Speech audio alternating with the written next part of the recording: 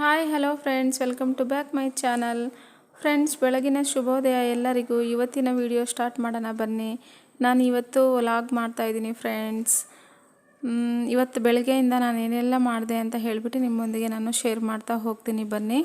ಇವತ್ತು ನವರಾತ್ರಿಯ ಮೊದಲನೇ ದಿನ ಅಲ್ವಾ, ಅದಕ್ಕೆ ಎಲ್ಲೋ ಡ್ರೆಸ್ ಹಾಕ್ಕೊಂಡು ನಾನು ಹೊಸ್ತಿಲ ಪೂಜೆಯನ್ನು ಮಾಡ್ತಾಯಿದ್ದೀನಿ. ನೋಡಿ, ಮನೆಯೆಲ್ಲ ಶುದ್ಧಿ ಮಾಡಿ ಸ್ನಾನ ಮಾಡಿಕೊಂಡು ಹೊಸ್ತಿಲ ಪೂಜೆಯನ್ನು ಮಾಡ್ತಾಯಿದ್ದೀನಿ. ಹಾಗೆ ದೇವ್ರ ಪೂಜೆನೂ ಕೂಡ ಮಾಡ್ತಾಯಿದ್ದೀನಿ.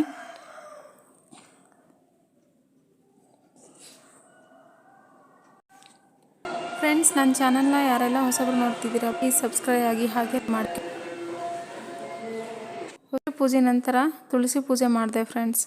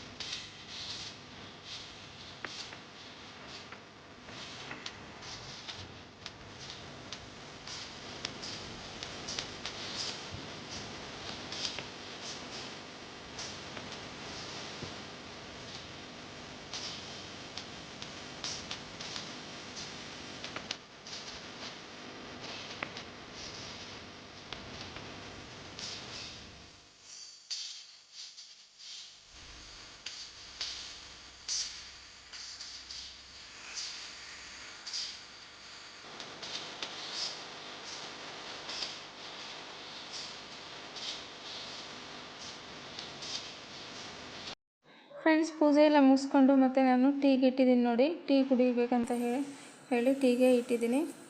ಸ್ವಲ್ಪ ಲೇಟ್ ಆಯಿತು ಪೂಜೆ ಎಲ್ಲ ಮುಗಿಸಿ ಇದು ಅಷ್ಟರಲ್ಲಿ ನಮ್ಮ ಮನೆಯವರು ಕೂಡ ರೆಡಿ ಆಗಿದ್ದರು. ಟಿಫನ್ ಮಾಡೋಕ್ಕಾಗಲ್ಲ ಅಂತ ಅಂದಿದ್ದಕ್ಕೆ ಟೀನೇ ಕುಡ್ಕೊಂಡು ಹೋಗ್ತೀನಿ ಅಂತ ಹೇಳಿದ್ದಾರೆ. ಅದಕ್ಕೆ ಟೀ ಮಾಡ್ತಾಯಿದ್ದೀನಿ. ಟೀ ಮತ್ತು ರಸ್ಕ್ ತಿನ್ಕೊಂಡು ಹೋಗ್ತಾರೆ. 12 ಹಂಗೆ ಬಂದು ಊಟ ಮಾಡ್ತಾರೆ. ಅಷ್ಟರಲ್ಲಿ ನಾನು ಅಡುಗೆ ಮಾಡಿರ್ತೀನಿ. ಚಾರ್ವಿ ನೋಡಿ ಹೇಗೆ ಮಾಡ್ತಿದ್ದಾಳೆ.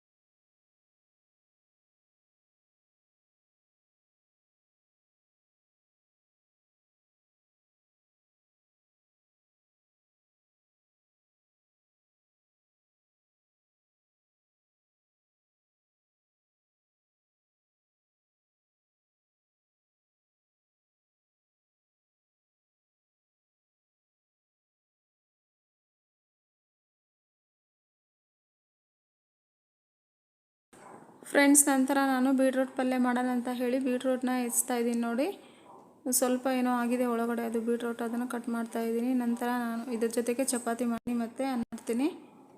ಅನ್ನದ ಜೊತೆ ಬೇರೆ ಏನಾದರೂ ಮಾಡಬೇಕು, ಮೊಸರು ಏನಾದರೂ ತರಿಸ್ಕೊತೀನಿ.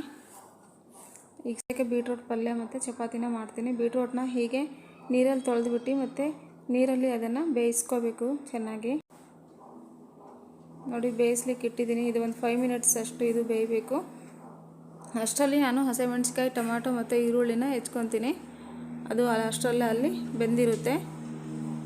ಬೀಟ್ರೂಟ್ನ ಹಾಗೆ ಪಲ್ಯ ಮಾಡೋದಕ್ಕಿಂತ ಹೀಗೆ ಬೇಯಿಸಿ ಮಾಡಿದರೆ ಟೇಸ್ಟ್ ಬರುತ್ತೆ. ಹಾಗೆ ಮಾಡಿದರೆ ಸ್ವಲ್ಪ ತುಂಬ ಸ್ವೀಟ್ಸ್ ಅನಿಸುತ್ತಲ್ವ, ತಿನ್ನೋಕ್ಕಾಗಲ್ಲ. ಅದರಿಂದ ನಾನು ಹಸಿಮೆಣ್ಸಿಕಾಯಿನ ಜಾಸ್ತಿ ಹಾಕ್ತಾಯಿದ್ದೀನಿ. ನೋಡಿ, ಬೇಯಿಸಿ ಮಾಡೋದ್ರಿಂದ ಅಷ್ಟೊಂದು ಸ್ವೀಟ್ ಅನಿಸಲ್ಲ, ನೀರೆಲ್ಲ ಬಸ್ತಿರ್ತೀವಲ್ವ ಅದರಿಂದ.